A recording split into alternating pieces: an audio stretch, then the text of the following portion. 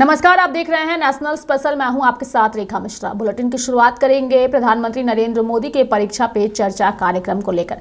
दरअसल इस बार परीक्षा पे चर्चा कार्यक्रम नए तेवर और नए अंदाज में होगा। यानी कि इस बार छात्रों के सवालों का जवाब सिर्फ प्रधानमंत्री नरेंद्र मोदी नहीं देंगे, बल्कि कई और खास मेहमान भी इस कार्यक्रम में होंगे और छात्रों के सवालों का जवाब देंगे। पूरी खबर विस्तार पूर्वक बताएंगे। दरअसल परीक्षा पे चर्चा कार्यक्रम नए कलेवर में छात्रों के सामने होगा। सवालों का जवाब सिर्फ प्रधानमंत्री मोदी ही नहीं देंगे, बल्कि देश के कई दिग्गज भी देंगे।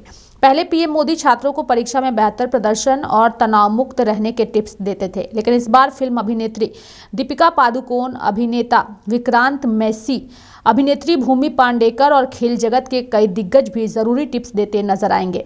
दिल्ली के प्रगति मैदान स्थित भारत मंडपम में 10 फरवरी को होने वाली परीक्षा पे चर्चा के लिए छात्र भी बेहद उत्साहित है।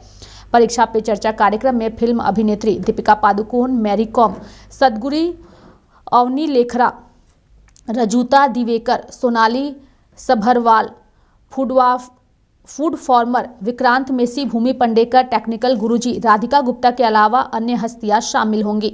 बता दें कि प्रधानमंत्री नरेंद्र मोदी द्वारा परीक्षा पे चर्चा परीक्षा से जुड़े तनाव को सीखने के उत्सव में बदलने की पहल है। इसके 8वें संस्करण में अभूतपूर्व वृद्धि देखी गई। साल 2018 में परीक्षा पे चर्चा एक राष्ट्रव्यापी आंदोलन के रूप में विकसित हुआ है, जिसने वर्ष 2025 में अपने 8वें संस्करण के लिए 3.56 करोड़ पंजीकरण प्राप्त किए हैं। ये 7वें संस्करण में 2.26 करोड़ पंजीकरण हुए थे, जो 1.3 करोड़ पंजीकरणों की उल्लेखनीय वृद्धि को दर्शाता है। परीक्षा पे चर्चा न केवल एक लोकप्रिय कार्यक्रम बन गया है, बल्कि यह एक जन आंदोलन में भी बदल गया है। यह पूरे देश में छात्रों, शिक्षकों और अभिभावकों के साथ गहराई से जुड़ गया है। परीक्षा के तनाव को दूर करने और छात्रों को परीक्षाओं को एक त्योहार, उत्सव के रूप में देखने के लिए प्रोत्साहित करता है।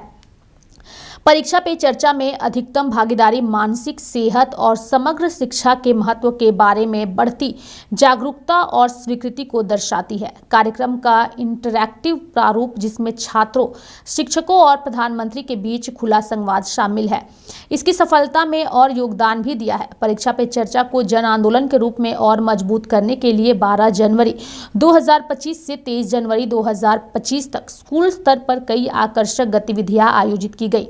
राज्यों, केंद्र शासित प्रदेशों में आयोजित इन गतिविधियों का उद्देश्य छात्रों, अभिभावकों और शिक्षकों को परीक्षा पे चर्चा को एक उत्सव के रूप में मनाने में शामिल करना था।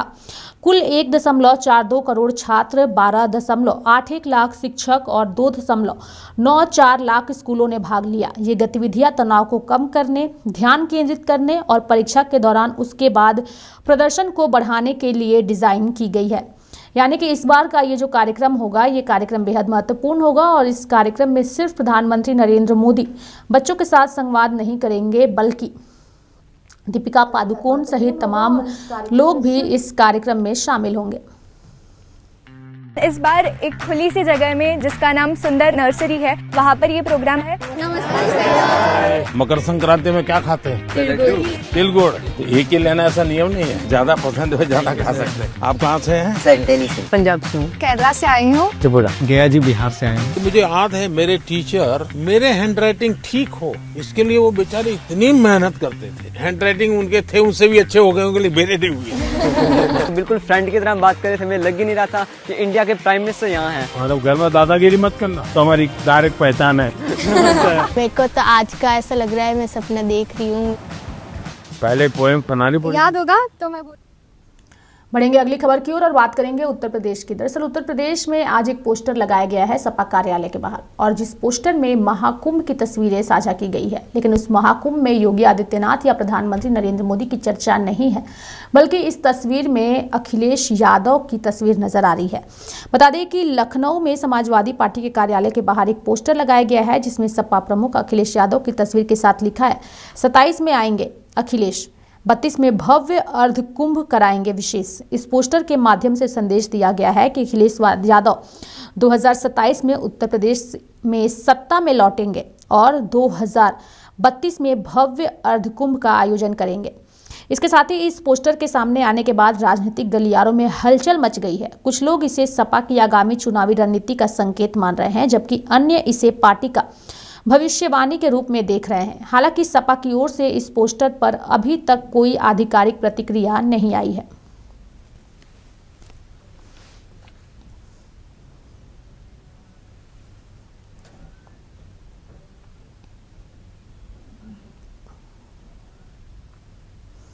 रुक करेंगे अगली खबर की ओर और बात करेंगे जम्मू कश्मीर के श्रीनगर की। दरअसल धरती के स्वर्ग के तौर पर जम्मू कश्मीर को देखा जाता है और श्रीनगर का जो डल झील है उसकी खूबसूरती को देखने के लिए दूर दराज से सैलानी भी पहुंचते हैं। ऐसे में अब धीरे धीरे जो है वो ठंड का प्रकोप भले ही कम हो रहा है, लेकिन श्रीनगर में अभी भी धुंध जारी है। ये तस्वीरें हम आपको डल लेक की दिखा रहे हैं। श्रीनगर में शीतलहर जारी है, धुंध की हल्की परत छाई हुई है, यानी कि जम्मू कश्मीर के श्रीनगर में शीतलहर अभी भी जारी है और धुंध की हल्की परत छाई हुई है। सैलानी जो है वो श्रीनगर पहुंच रहे हैं और कश्मीर की सुंदर वादियों का लुत्फ भी उठा रहे हैं। डल झील की ये तस्वीरें हैं जो कि काफ़ी पर्यटकों को आकर्षित करती है और दूर दराज से लोग यहाँ आते हैं और कश्मीर की खूबसूरत वादियों के साथ साथ डल झील का भी वो रुख करते हैं और यहाँ की खूबसूरत वादियों में तस्वीरें भी क्लिक कराते हैं।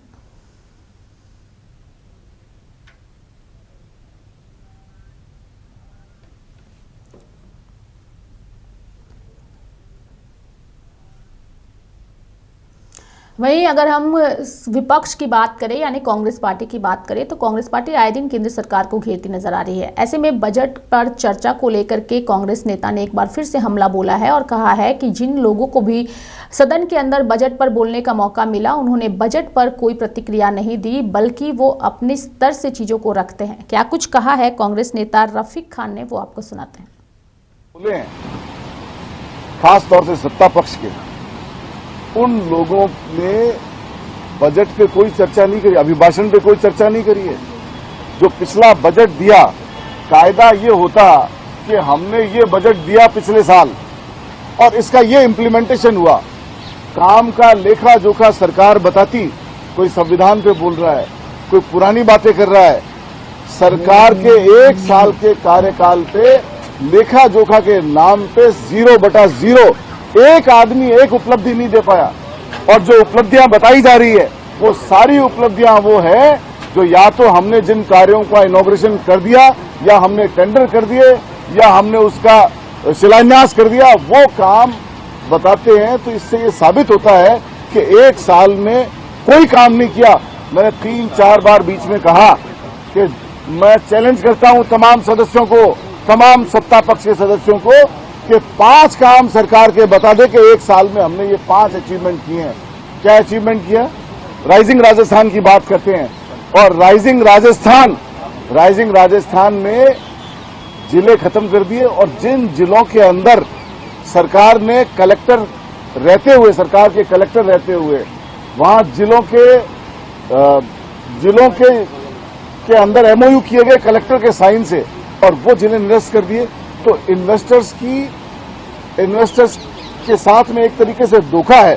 इन्वेस्टर ने ये सोच के इन्वेस्ट कर दिए पैसे वहां, ये सोच के एमओयू कर दिए, जमीनें खरीद ली कि हम यहाँ इंडस्ट्री लगाएंगे, हम जिला बन रहा है, जिला हेडक्वार्टर बन रहा है तो ट्रेड और इंडस्ट्री का प्रमोशन होगा। और आज वो सब अपने आप को ठगा सा महसूस कर रहे हैं। मैं ये कह सकता हूं कि न रोजगार के नाम पे, न इंडस्ट्रियलाइजेशन के नाम पे, न बिजली पानी के नाम पे, बिजली की बात हम करें तो 100 यूनिट सरकार ने बिजली फ्री दी, कांग्रेस सरकार ने दी, सबको मालूम है, आप सबको भी दी, सत्ता पक्ष के सदस्यों को भी दी। लेकिन बहुत से साथी रह गए। क्या इनका फर्ज नहीं बनता था कि उन आदमियों को शामिल किया जाए? उनकी क्या गलती है? अगर कोई आदमी समय से अप्लाई नहीं कर पाया तो उसमें उसकी गलती नहीं मानी जानी चाहिए, बल्कि उसको अपॉर्चुनिटी मिले, उस गरीब को अपॉर्चुनिटी मिले। राशन बंद कर दिया आपने, चिरंजीवी योजना बंद कर दिया आपने, अब Mahatma Gandhi English medium school की बंद करने की बात करते हैं।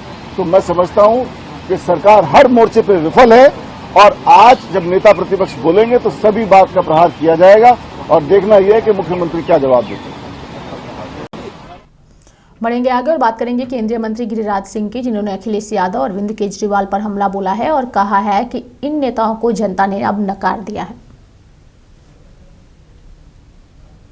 आने की जरूरत है। जिस तरह से उन्होंने चीट किया है मिल्कीपुर विधानसभा चुनाव में, वो उनकी हार की खीस है। अखिलेश यादव हों या केजरीवाल हों या राहुल गांधी हों, ये हार चुके हैं। जनता ने नकार दी है अखिलेश यादव को, इसलिए ऐसी खीस है और कुछ नहीं है। क्योंकि जनता ने पहले भी नकारा, इस बार भी नकारा। और अरविंद केजरीवाल सर गंभीर आरोप लगा रहे, कह रहे हैं कि बीजेपी के लोग 16 हमारे लोगों को संपर्क किए हैं, 15 करोड़ का ऑफर दे रहे हैं, मंत्री बनाने का भी ऑफर दे रहे हैं और कह रहे हैं कि जीत भी रहे हैं। 16 सीट उनको मिलेगा तब तो 16 सीट को उनको 16 सीट भी नहीं आ रहा। रुक करेंगे अगली खबर की ओर और बात करेंगे भारतीय रिजर्व बैंक के गवर्नर संजय मल्होत्रा की, जिन्होंने शुक्रवार की सुबह एक बड़ा ऐलान किया। दरअसल भारतीय रिजर्व बैंक के गवर्नर संजय मल्होत्रा ने शुक्रवार की सुबह प्रेस कॉन्फ्रेंस किया और रेपो रेट को लेकर के उन्होंने जानकारी दी।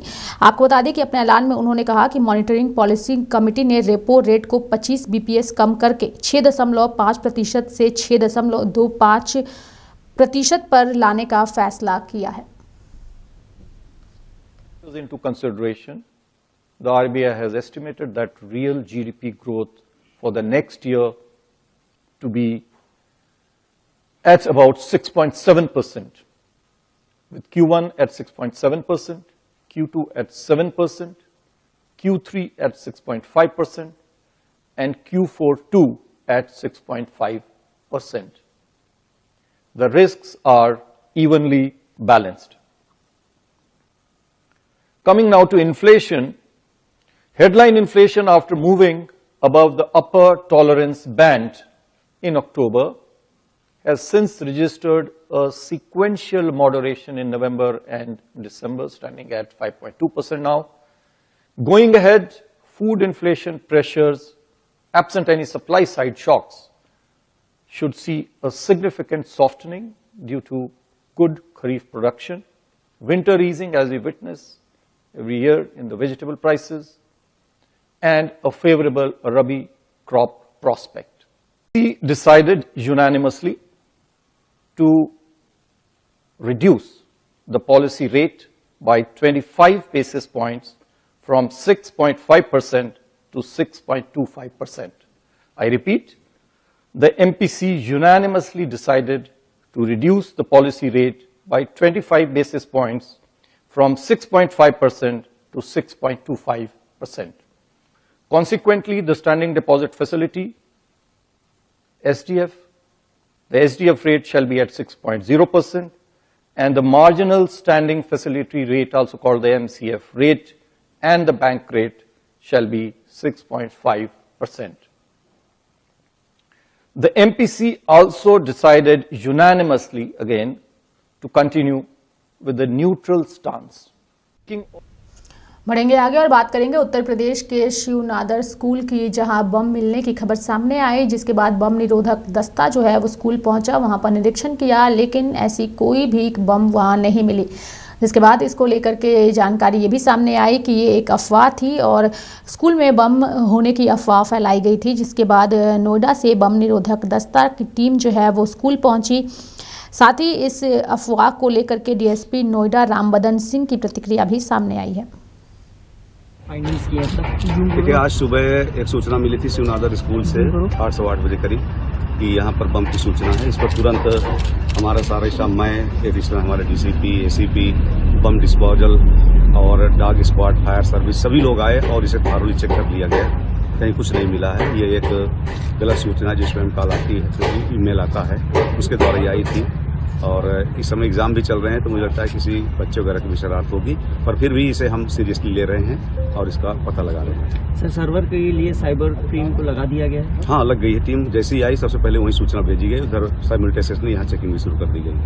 सर, कुछ वैसे ही मेल है जिस तरीके का अभी कुछ दिन पूर्व दिया गया था, ये इससे अलग है? नहीं, ये इससे अलग है और बहुत अजीब टाइप का है और इसमें जैसे साउथ इंडियन टाइप का कुछ लिखा हुआ है, पर वो तो आगे इन्वेस्टिगेशन से पता चल पाएगा। ठीक सर, थैंक यू। बढ़ेंगे आगे और बात करेंगे पश्चिम बंगाल के हावड़ा की, जहां एक जूट फैक्ट्री में आग लग गई। आग की सूचना मिलते ही आसपास के क्षेत्र में अफरा तफरी का माहौल फैल गया। आसपास के लोगों ने आग बुझाने की काफी कोशिश की और फिर घटना की जानकारी दमकल विभाग को दी गई। वहीं दमकल विभाग को जैसे ही इसकी जानकारी मिली, दमकल विभाग की टीम घटनास्थल पर पहुंची और उन्होंने आग बुझाने का प्रयास किया। तस्वीरों में आप साफ तौर पर देख सकते हैं किस तरीके से हावड़ा के जूट फैक्ट्री में आग लगी है। दमकल की गाड़ियां मौके पर मौजूद हैं। आग पर काबू पाने की भी कोशिश की जा रही है और साथ ही जो जानकारी इस वक्त सामने आ रही है, फिलहाल आग पर काबू पा लिया गया है। हालांकि इस घटना में किसी के हताहत होने की जानकारी फिलहाल नहीं आई है सामने।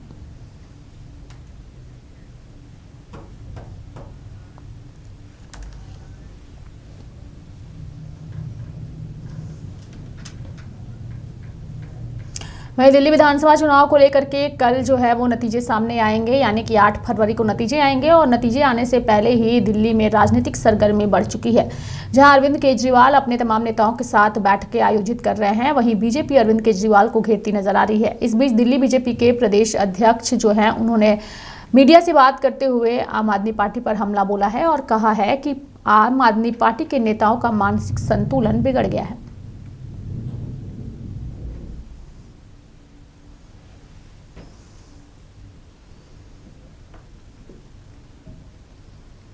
संजय सिंह हो या बाकी लोग, इनका मानसिक संतुलन बिगड़ गया है। एग्जिट पोल से ही इन लोगों की भाषा बदल गई है। लेकिन इन लोगों को ये समझना पड़ेगा कि आप पत्थर मारेंगे और भाग जाएंगे तो ऐसा होने नहीं देंगे।